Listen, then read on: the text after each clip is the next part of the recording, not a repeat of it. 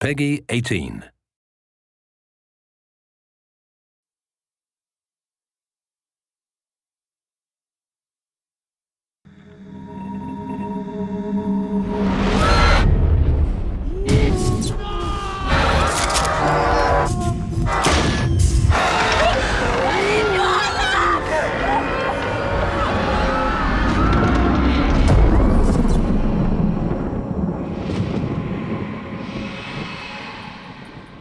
To officially kick off the campaign for Metro Last Light, THQ, in partnership with creative agency Itchy, created an epic live-action short film to tell the story of those present at the end of the world and the beginning of the world of Metro.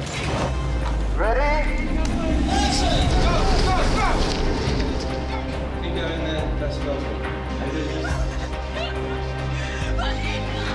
What drew me into the project was the sheer epic scale and sort of scope of the story.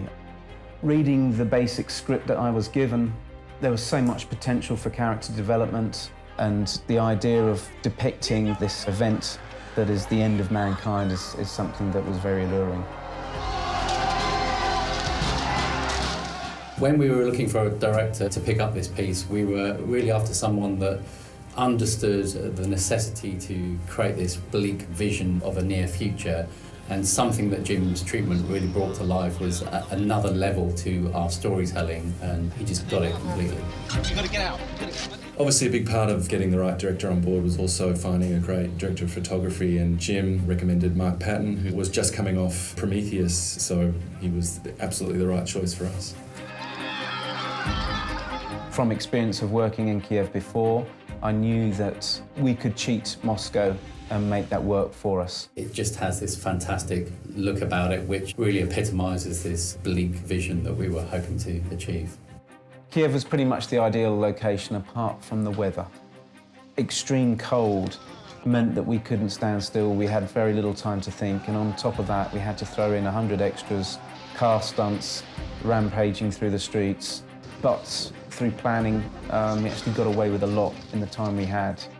We also invited a lot of people from 4A to help add to the weight of bodies. And in actual fact, I think we cleared out most of the office. Yeah, that was a lot of fun. The third day was the hardest shoot. We shot for 22 hours without stopping, which was pretty incredible. We had to shoot in 3 locations, including being on the Metro Underground system at 4 o'clock in the morning. The Ranger's costume is based on Artyom's character. I really enjoyed developing that because that's toys for boys. You get to sort of build guns and knives and create uniforms. It was a real process of exploration to design and make his weaponry and his outfit as close as we could to the character in the game. Take your time. One happy accident we had while shooting was the fact that the Metro commander happened to have a child who was the exact age we were looking for the baby. So in the film, the baby that is passed to him is actually his own son. Towards the end of the film, we needed to tie in the idea that perhaps this ranger was also the baby. And we felt that one really vital cue would be to use the lullaby. We had a lot of actresses into a casting session and got them to act out the scene with the baby. And one particular mother started to sing the child a lullaby.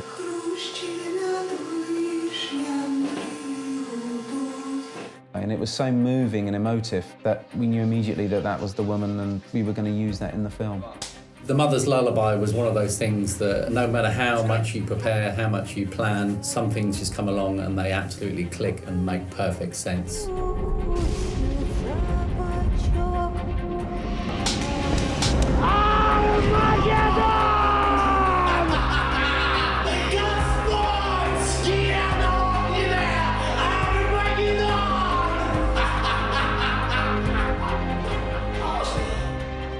We wanted to make a very intelligent film.